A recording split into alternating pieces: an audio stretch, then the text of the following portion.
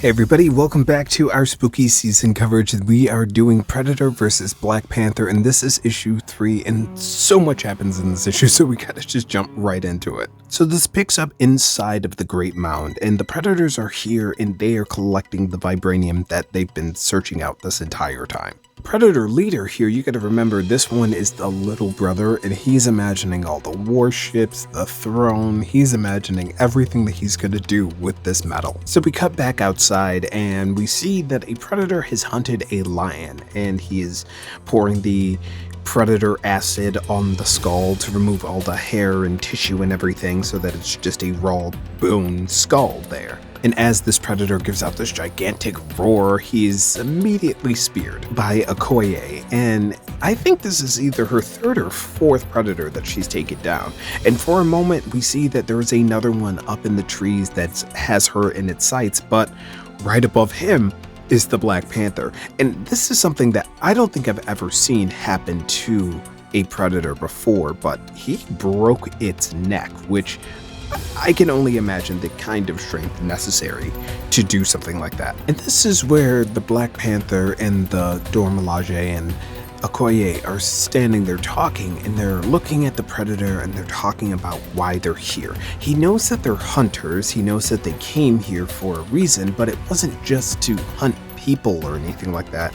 They're searching for something, and it's definitely the vibranium. So that's where they have to head next in order to protect the Great Mound. Cut back to outside of the boundary of Wakanda, where there is a predator reaching through trying to pull Shuri back through the barrier, and the Majikina, he's trying to help her, but he ends up getting hurt, and the predator is quick to put him out of his misery after that. But this predator has made a mistake because Shuri is a world-class martial artist, and she takes this opportunity to toss this predator right through the barrier over her shoulder and stand over him. And he's throwing shuriken at her, she's dodging them, she's using his own spear against him, and she takes one to the arm, she's doing the best that she can, and this is the moment where she feels like she needs to finally reach out. So she goes to open comms and just calls to anybody who can hear, "This is Princess Shuri of Wakanda, our nation needs your help." And now we cut back to the Black Panther and what happened with him. Once he took that shot and he fell into the water, something happened. He was able to enter the spiritual realm, and he was able to talk with his grandfather, actually. His grandfather explained to him that these predators, this is not the first time that they've actually faced them.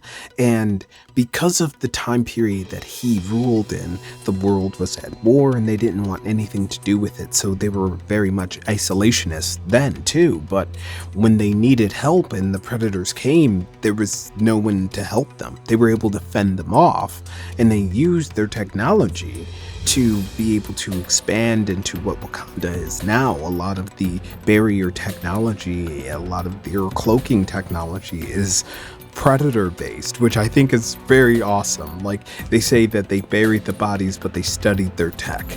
So that's where a lot of this advancement that we see in Wakanda actually did come from the stars. And after this flashback, we see Black Panther making quick work of two predators that are inside of the Great Mound right now, saying that they have the element of surprise right now. But unfortunately, one of the guards that was taken out wasn't completely taken out before he could send off a signal. So he was able to let them know that they're on their way down. The Black Panther is coming for them. Now we cut back outside of the barrier where Princess Shuri has off camera taken down the predator. I wish I would have seen that fight, but I'm sure it was amazing.